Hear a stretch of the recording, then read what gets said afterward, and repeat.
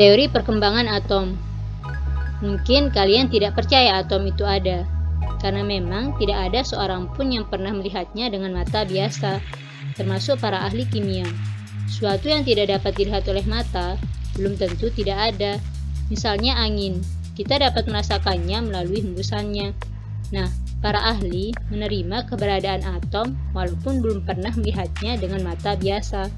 Karena ukuran atom yang sangat kecil, sehingga dengan alat pembesar apapun, kita tidak dapat melihat atom.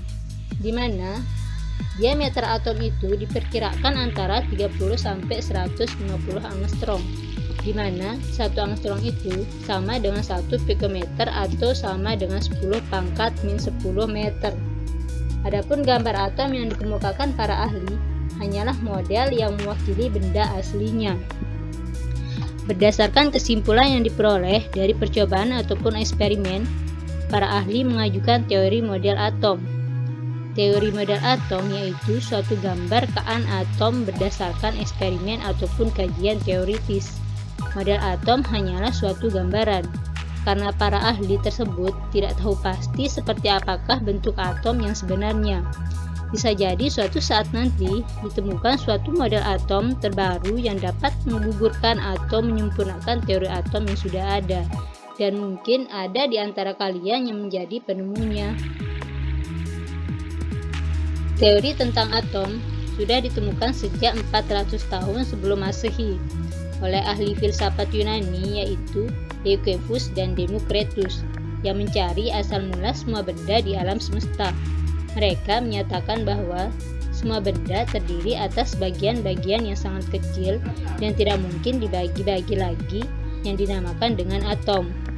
Kemudian pada abad ke-8, Jabir ibnu Hayyan, seorang ilmuwan muslim, menyatakan bahwa semua materi dibentuk oleh partikel dasar bermuatan yang menyerupai petir dan partikel yang tidak dapat dibagi lagi. Selanjutnya, perkembangan atom setelah abad ke-19 mulai bermunculan, dari atom Dalton sampai teori atom modern. Selanjutnya, kita akan bahas satu persatu dari teori atom pada abad ke-19.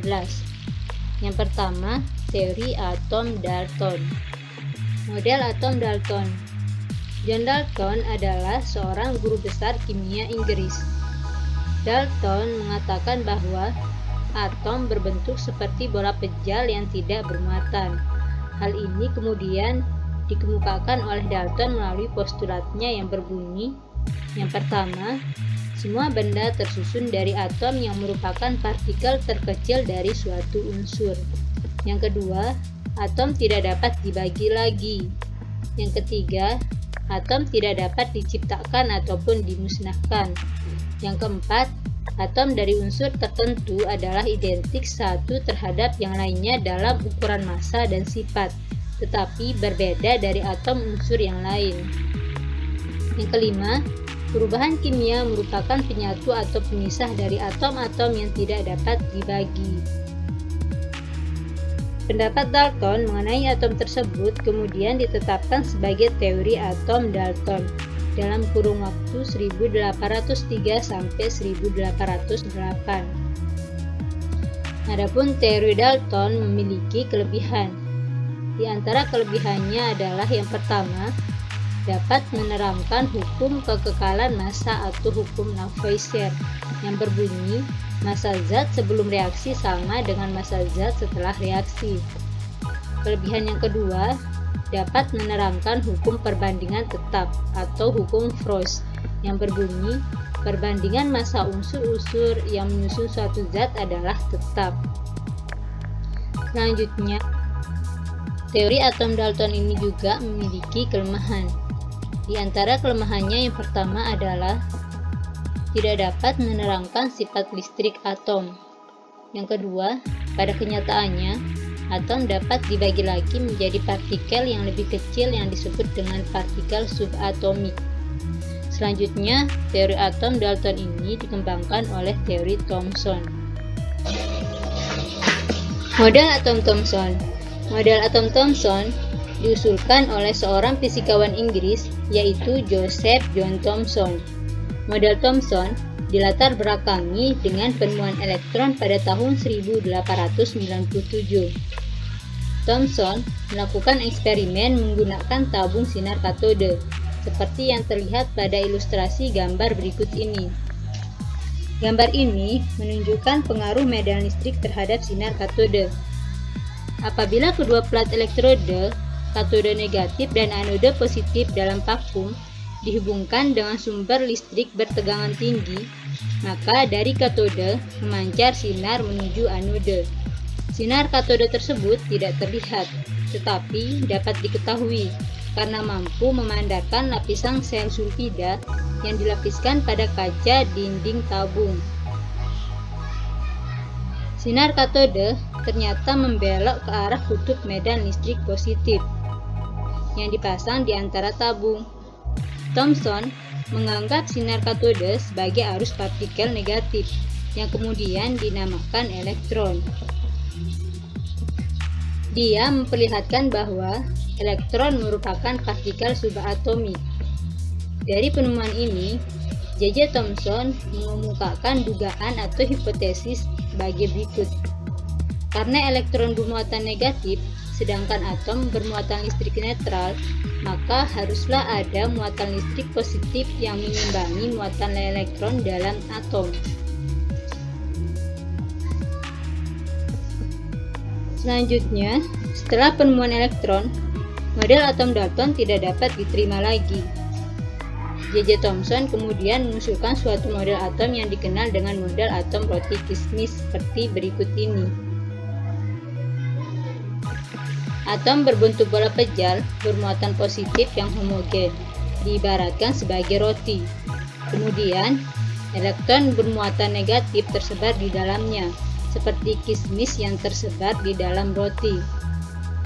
Selanjutnya, model Thomson ini memiliki kelebihan. Kelebihan model atom Thomson yang pertama yaitu dapat menerangkan adanya partikel yang lebih kecil dari atom yang disebut partikel subatomik.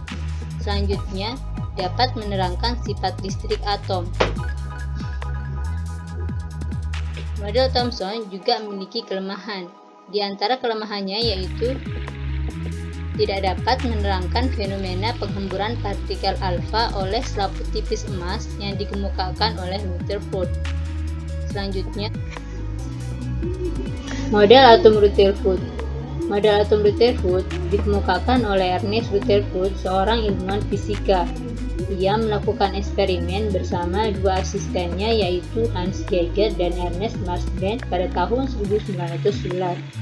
Mereka melakukan eksperimen mengenai hemburan sinar alfa, seperti yang terlihat pada ilustrasi gambar berikut ini. Ternyata, sebagian besar partikel alfa yang bermuatan positif dapat menembus lempeng tipis logam emas, platina, dan tembaga tanpa penyimpangan arah. Sebagian kecil disimpangkan dan sebagian kecil lainnya dipantulkan. Sebagai hasil percobaan hemburan sinar alfa yang dilakukannya, Rutherford membuat model atom sendiri. Rutherford menyatakan bahwa atom mengandung inti atom yang bermuatan positif dan mengandung sebagian besar massa atom. Elektron mengelilingi inti di bawah pengaruh gaya tarik antara muatan positif inti dan muatan negatif elektron. Berdasarkan percobaan tersebut, Rutherford menyimpulkan bahwa yang pertama, bagian besar ruangan dalam atom merupakan ruangan kosong. Yang kedua, atom terdiri atas inti atom bermuatan positif dan hampir seluruh massa atom terpusat pada inti. Yang ketiga, elektron beredar mengelilingi inti. Yang keempat, jumlah muatan inti sama dengan jumlah muatan elektron, sehingga atom bersifat netral. Model atom Rutherford ini memiliki kelebihan. Kelebihan atom Rutherford yang pertama adalah dapat menerangkan fenomena penghamburan partikel alfa oleh selaput tipis emas. Yang kedua, mengemukakan keberadaan inti atom yang bermuatan positif dan merupakan pusat massa atom. Model atom Rutherford ini juga memiliki kelemahan. Di antara kelemahannya yaitu bertentangan dengan teori elektron dinamika klasik. di mana suatu partikel bermuatan listrik apabila bergerak akan memancarkan energi. Elektron bermuatan negatif yang beredar mengelilingi inti akan kehilangan energi terus-menerus, sehingga akhirnya akan membentuk lintasan spiral dan jatuh ke inti. Namun, pada kenyataannya hal ini tidak terjadi. Elektron tetap stabil pada lintasannya. Selanjutnya, model atom Bohr. Model atom Bohr dikemukakan oleh Niels Bohr, seorang ilmuwan fisika yang berasal dari Denmark. Niels Bohr menyempurnakan model atom Rutherford pada tahun 1913. Niels Bohr mengajukan model atom hidrogen untuk menerangkan fakta tentang spektrum atom hidrogen. Selanjutnya, Bohr mengemukakan teorinya sebagai berikut. Yang pertama, elektron dalam atom bergerak dalam lintasan-lintasan tertentu dengan energi tertentu yang disebut kulit atom. Yang kedua, energi elektron dalam setiap lintasan berbanding lurus dengan jarak lintasan dari inti. Semakin jauh dari inti, energi lintasan semakin tinggi. Lintasan ditandai dengan nilai N sama dengan 1, 2, 3, dan seterusnya, seperti yang terlihat pada gambar berikut ini. Selanjutnya yang ketiga, elektron pada lintasan yang berenergi lebih rendah dapat berpindah pada lintasan berenergi lebih tinggi dengan menyerap energi. Sebaliknya, elektron berpindah dari lintasan berenergi tinggi ke lintasan berenergi lebih rendah, mengemisikan atau melepaskan energi dalam bentuk radiasi. Spektrum atom hidrogen terjadi karena adanya perpindahan elektron dari tingkat energi tinggi ke tingkat energi rendah. Model atom Bohr dapat menjelaskan fakta tentang spektrum atom hidrogen, tetapi penerapannya untuk atom dengan elektron lebih banyak kurang memuaskan. Model atom Bohr ini memiliki kelebihan. Kelebihan dari model atom Bohr ini adalah yang pertama, menjawab kelemahan dalam model atom Rutherford dengan mengaplikasikan teori kuantum. Yang kedua, menerangkan dengan jelas garis spektrum pancaran emisi atau serapan absorpsi dari atom hidrogen. Selain kelebihan, atom ini juga memiliki kelemahan. Di antara kelemahannya yaitu yang pertama, terjadi penyimpangan untuk atom yang lebih besar dari hidrogen.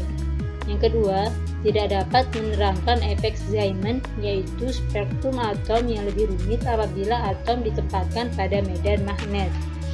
Selanjutnya, teori berikutnya dikenal dengan teori model atom mekanika kuantum atau biasa disebut dengan model atom modern. Pada tahun 1924, Louis de Broglie menyimpulkan bahwa elektron dalam atom dapat bersifat sebagai partikel dan gelombang. Sebagai akibat dualisme sifat elektron ini, Heisenberg pada tahun 1928 mengemukakan asas ketidakpastian, yaitu tidak mungkin mengetahui secara pasti kedudukan dan kecepatan gerak elektron. Dengan alasan tersebut, lintasan elektron yang digambarkan Bohr tidak mungkin ada. Elektron dalam atom memiliki keberjadian ditemukannya dalam ruang-ruang tertentu yang disebut dengan orbital. Gagasan bahwa elektron berada dalam orbital-orbital di seputar inti atom merupakan model atom modern. Selanjutnya, pada tahun 1926, Erwin Schrödinger berhasil merumuskan gerakan elektron dalam atom. Energi dan bentuk orbital diturunkan berdasarkan perhitungan dengan menggunakan persamaan Schrödinger. Berdasarkan hal tersebut, model atom mekanika kuantum adalah sebagai berikut. Nah, ini adalah gambar ilustrasi dari model atom mekanika kuantum atau atom modern. Atom terdiri atas inti atom yang mengandung proton dan neutron, dan elektron-elektron mengelilingi inti atom berada pada orbital-orbital tertentu yang membentuk kulit atom. Hal ini disebut dengan konsep orbital. Dengan memadukan asas ketidakpastian dari Heisenberg dan mekanika gelombang dari Louis de Broglie, Erwin Schrödinger merumuskan konsep orbital sebagai suatu ruang tempat peluang elektron dapat ditemukan. Kedudukan elektron pada orbital-orbitalnya dapat dinyatakan dengan bilangan kuantum. Dari penjelasan mengenai teori perkembangan atom ini, kita dapat menyimpulkan bahwa istilah atom pertama kali dikemukakan oleh filsuf Yunani yang bernama Democritus dan Eusebius. Konsep mengenai atom terus berkembang, mulai dari atom Dalton yang menyatakan bahwa atom merupakan bola kecil yang tidak bermuatan yang merupakan partikel terkecil yang tidak dapat dibagi lagi. Kemudian muncul model atom Thomson yang memperbaiki model atom Dalton dengan menyatakan bahwa atom merupakan bola kecil yang terdiri atas materi bermuatan positif yang di dalamnya tersebar elektron seperti roti kismis. Selanjutnya, model Thomson diperbaiki lagi oleh Rutherford dengan model atomnya yang menyatakan bahwa atom terdiri atas inti atom yang sangat kecil dan bermuatan positif yang dikelilingi oleh elektron yang bermuatan negatif.